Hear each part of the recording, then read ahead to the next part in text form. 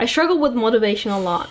Trust me, I've tried everything from time blocking to Pomodoro, GTD method to 2-minute rule. And none of them worked for me. There's always something I know I got to do it, but I don't. I wait for the motivation to kick in, but it never comes when I need it. And suddenly around 2 a.m., in the middle of night, I would get super hyped up about something and promise myself that I would change this time, only to find myself in the same position 3 days after. What's worse is that the more I repeat this cycle, the more I doubt myself and feel awful. I used to say you don't need motivation, only thing you need is discipline, but I disagree now. Because completely relying on discipline is not sustainable in the long run and it causes burnout. So how can we get things done without relying on motivation, neither on discipline?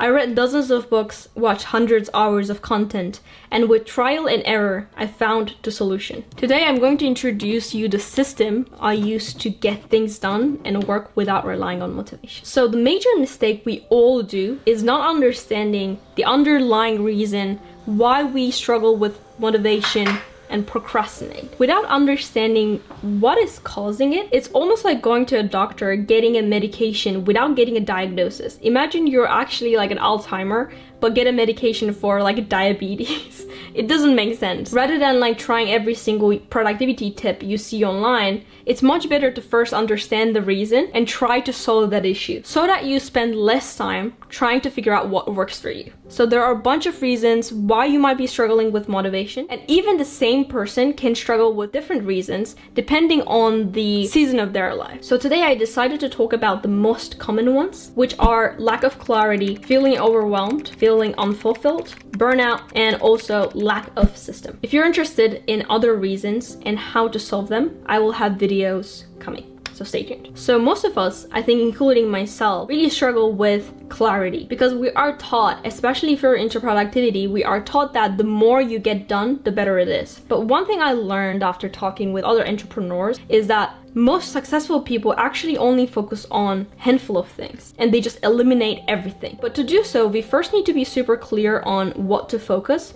and what to eliminate. So the first step we're going to do is actually dumping everything we have in our mind. I usually like to either use Notion or use my iPad for doing a brain dump. By beginning our day doing a brain dump, they eliminate the feeling of overwhelm, notifications popping in, and so many things that are distracting us. And all these things are inputs in our brain, so subconsciously actually we're getting like overwhelmed every single day, and that's completely normal. When you do this even for once, you're going to see the immediate results of like getting clarity and feeling in peace. So whether you decide at 5, 10, or 15 minutes, the important thing is that you basically set yourself a deadline. The reason why we set a timer is because of the Parkinson's law. Basically, if you would give a task an hour, it's gonna take an hour. So if we're gonna give a 5 minutes, it's gonna take 5 minutes. So step 2 is filter. Go through your brain dump and write down 10 things you need to get done that day. Now what we need to do is prioritizing them. So I'm actually terrible at prioritizing.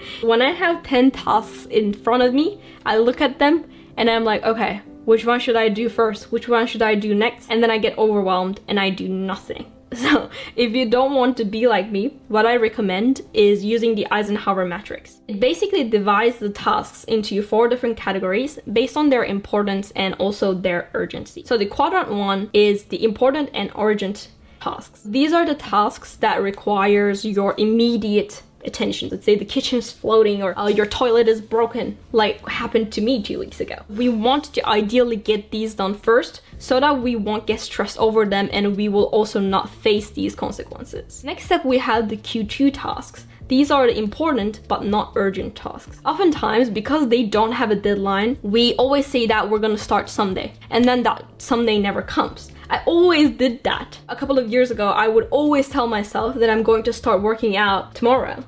And that tomorrow never came. So one day I said, okay, I should actually schedule a time in my calendar. If you don't make actively time for your Q2 tasks, you will never have time for them. Once I started to actually commit to working out, I got actually quite jacked in like 2 years. Not really sure whether you can see my muscles, but I'm like pretty healthy and doing pretty well. Let's see whether you can see them. Maybe not that much, but yeah, I will include some pictures, don't worry about it. Okay, and then we also have the Q3 tasks. These are the urgent ones, but not important ones. For example, like work emails that you don't care about. So we're going to always do the Q1 first, schedule time for the Q2, batch Q3, and try to eliminate Q4. Once you create this list of 10 different tasks, make sure that there's at least one task in Q2. If there's nothing in Q2, that is a very big red flag. I would go through my list once again and find one in Q2. Now, step 3 is going to be picking your focus of the day. This is going to be something that is going to get closer to your long-term goals, whether that's working out, whether that's working on your business, maybe taking online courses, maybe spending more time with your family, or let's say going to a therapy, something like that. This focus of the day should be something that is going to make you more fulfilled and happy in the long term. If you have all or nothing attitude like me, starting from I think 20 minutes is a really good spot, because if you do something 20 minutes every single day, you actually see significant amount of results. And also, if you have more time, you can spend more time on it. The important thing is that every single day you pick a focus of the day and do something for your future self, and saying no to all the deadlines, all the distractions, all the obligations that you have, and making time for yourself. Whenever I don't make actively time for the things that I care and gives me fulfillment, I really start to question the meaning of life, and life starts to feel really pointless, and everything becomes boring, and that really demotivates me, and I start to procrastinating. When picking your focus of the day, you can use a Notion template like mine, or you can use this app widget where you can type a note and put it on the screen of your phone so that whenever you unlock your phone, you see it. Whatever it is, it's important that you write this in somewhere else that you can easily see it. Speaking of Notion, they've recently launched an amazing feature called Q&A. This feature provides instant answers to your questions using information from across your workspace. It's like having your own executive assistant that you can bug 24/7 with questions. Let's say you had a meeting with your team but can't remember the task you need to handle. No worries, you can ask the Q&A. Or let's say you're using Notion for school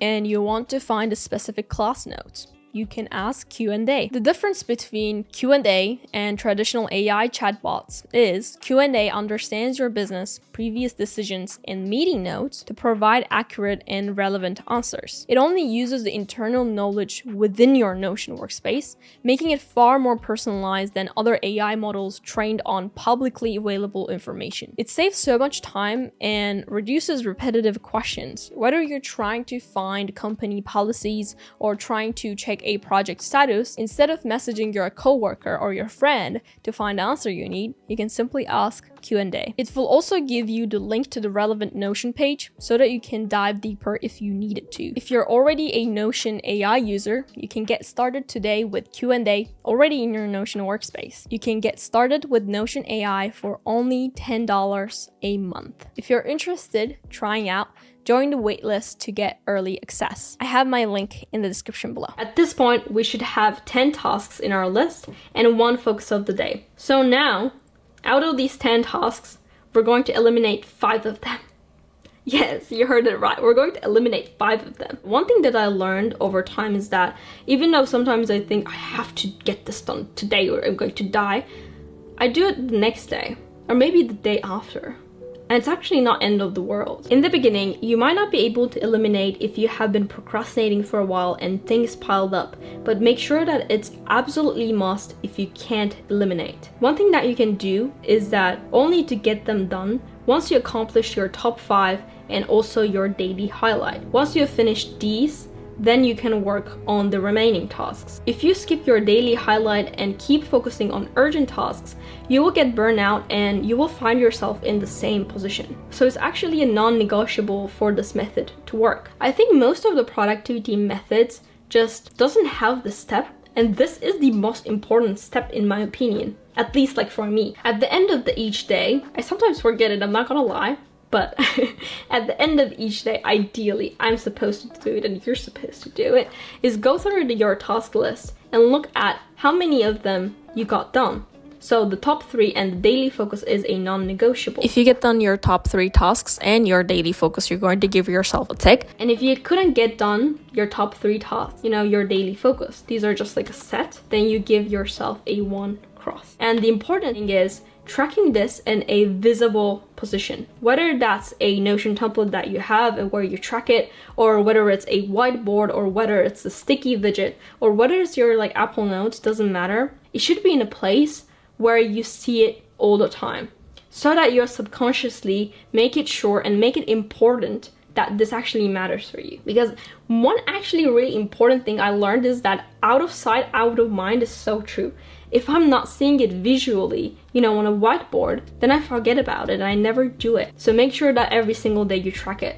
And I think actually doing this on a whiteboard kind of like becomes a game, and being able to see that first thing in the morning really motivates me actually. Sometimes things don't go well. I mean, 90% of the time things don't go well, to be honest. But one important thing is that we never skip 2 days in a row. I mean, if something extreme happens, obviously, you have all the rights to rest. But I'm not talking about that, and you know that. Once we have marked our day, the last important step is writing down in one sentence what went well and what could have been better. This is going to be the action point for tomorrow.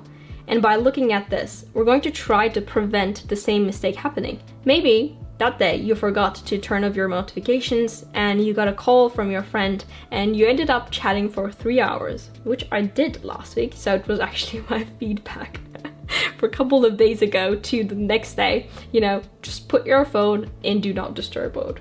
Depending on your life, the reason why you're struggling is going to be different.